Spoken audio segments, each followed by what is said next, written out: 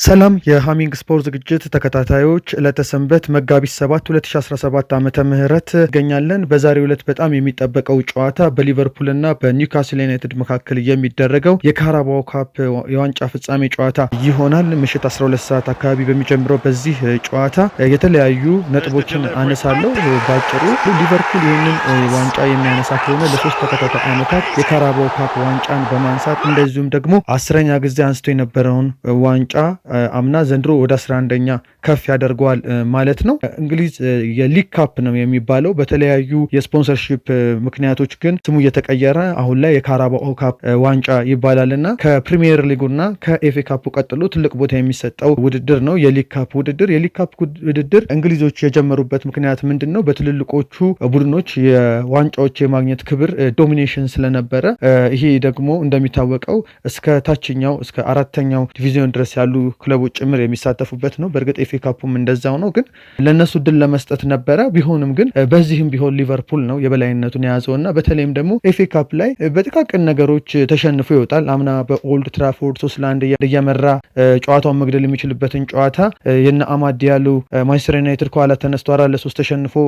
የቴን ሃግ ማንቸስተር ዩናይትድ ከፔፕ ጋርዲዮላ ማንቸስተር ሲቲ ጋር በዌምብሌይ ፍጻሜ ደርሶ ዋንጫ ማንሳቱን እናስታውሳለን። እና ዘንድሮም በኤፍኤ ካፕ የወጣበት መንገድ ለመርሲሳይድ ደርቢ ጨዋታና በተከታታይ ለነበሩ ጨዋታዎች በሚል አርነ ስሎት ተጫዋቾችን አስቀምጠው በመግባታቸው ምክንያት ያልተጠበቀው ፕሌማውዝ አሸንፎ ሊቨርፑል ላይ የማይረሳ ታሪክ መጻፉን እናስታውሳለን። እና እንደውም በኤፍኤ ካፕ የተለያዩ ጥቃቅን ነገሮች ሲጥሉት እንመለከታለን። ካራባኦ ካፕ ግን ፍጹም በሊቨርፑል የበላይነት የተያዘ ነው ማለት ይቻላል። ሊቨርፑል አምና በቫንዳይክ ጎል ያሸነፈበት በተለይ ሁለት ተከታታይ ዓመት ከቼልሲዎች ጋር የነበረው ፉክክር እጅግ በጣም የሚማርክ ነበርና ድሮ በአውሮፓ ቻምፒዮንስ ሊግ መድረክ ሁለቱ በቤኔቴዝ እና በሞሪኒዮ ጊዜ የነበረውን አይነት የአውሮፓ መድረክ ፉክክር ነበር በካራባኦ ካፕ አምጥቶት የነበረው። ምክንያቱም ያን ፉክክር የኤርገን ክሎፕ ቡድን ከፔፕ ጋርዲዮላ ማንቸስተር ሲቲ ጋር እንደመሆኑ የሚፎካከረው የቼልሲና የሊቨርፑልን የፕሪሚየር ሊግ ፉክክር ካየን ቆይተናል። የዛሬው ጨዋታ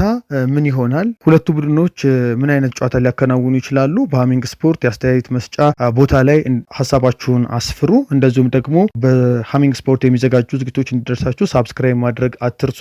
በዚህ ጨዋታ ላይ ኒውካስል ዩናይትድ እረፍት አድርጎ ነው የሚመጣው። ሊቨርፑል ደግሞ በአውሮፓ ቻምፒዮንስ ሊግ በሳምንቱ አጋማሽ ተጫውቶና እንደዚሁም ደግሞ ከመጥፎ ድብርት ወጥቶ ይመጣል ተብሎ ነው የሚታሰበው። ኒውካስል ግን በጣም ኢነርጂ ሰብስቦ የሰነበተውና በጣም ጠንካራ ጨዋታ ነው የሚሆነው። የነ ኢዛክ፣ አንቶኒ ጎርደን እነዚህ ተጫዋቾች ናቸው ከነ ቫንዳይክ፣ ኢብራሂማ ኮናቴ ጋር ዛሬ የሚገናኙት ከሊቨርፑል የተከላካይ መስመር ተሰላፊዎች ጋር።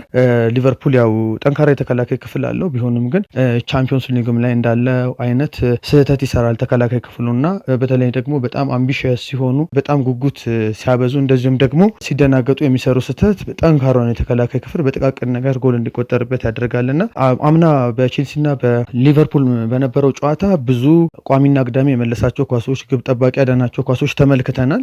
ነገር ግን ሊቨርፑል እንደዚያ የሚሆን አይነት አጋጣሚ ከኒውካስል በኩል ከተገኘ ኒውካስሎች ካገኙ ግን የሚያልፉ አይመስለኝም።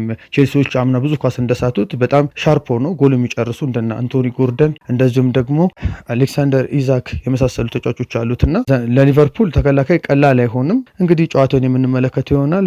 ለሊቨርፑል ግን ጨዋታውን በ90 ደቂቃ ማገባደድ በጣም የተሻለ ነው። ምክንያቱም በሁለት ሳምንት ውስጥ ሁለት የ120 ደቂቃ ጨዋታ በቻምፒዮንስ ሊግ እንደዚሁ በካራባኦ ካፕ ማድረግ ተጫዋቾቹን ያደክማል። ምናልባት ደግሞ ፍጹም ቅጣት ምት ላይ ከደረሱም ደግሞ ለሊቨርፑል ተጫዋቾች ተጽዕኖ ሊፈጥር ስለሚችል በ90 ደቂቃ የሚያገኙትን እድል ተጠቅመው አሸንፈው ቢወጡና ክብራቸውን ቢያስጠብቁ የተሻለ ነው የሚሆነው። ግን በጣም የተሻለ ጨዋታ ፉክክር ባለፉት ጊዜያት ሊቨርፑል ከቼልሲ ጋር ካደረጋቸው ጨዋታዎች ያልተናነሰ ነገር ግን በኤዲሃው ኒውካስል ዩናይትድ እና በአርነ ስሎት ሊቨርፑል መካከል እንደሚደረግ እርግጠኛ ነኝ። መልካም ሰንበት ይሁንላችሁ።